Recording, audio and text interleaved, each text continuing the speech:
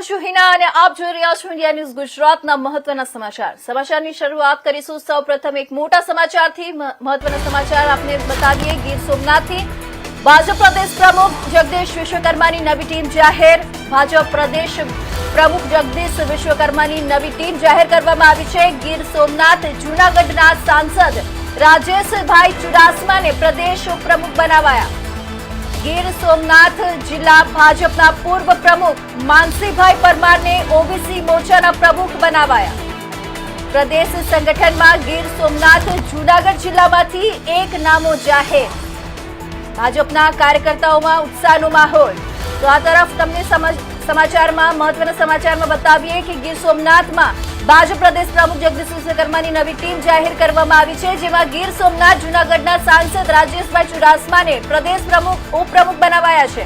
ગીર સોમનાથ જિલ્લા ભાજપના પૂર્વ પ્રમુખ માનસીભાઈ પરમારને ઓબીસી મોરચાના પ્રમુખ બનાવાયા છે। પ્રદેશ સંગઠનમાં ગીર સોમનાથ જૂનાગઢ જિલ્લામાંથી એક નામો જાહેર કરાયા છે, જેનાથી લઈને ભાજપના કાર્યકર્તાઓમાં ઉત્સાહનો માહોલ જોવા મળી રહ્યો છે।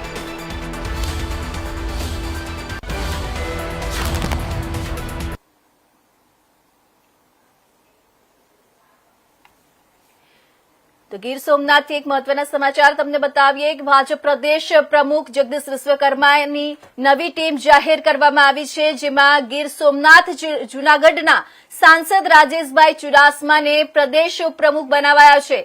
ગીર સોમનાથ જિલ્લા ભાજપના પૂર્વ પ્રમુખ માનસીભાઈ પરમારને ઓબીસી મોરચાના પ્રમુખ બનાવાયા છે। પ્રદેશ સંગઠનમાં ગીર સોમનાથ જૂનાગઢ જિલ્લામાંથી એક નામો જાહેર કરાયા છે। ભાજપના કાર્યકર્તાઓમાં જેના લઈને ઉત્સાહનો માહોલ જોવા મળી રહ્યો છે।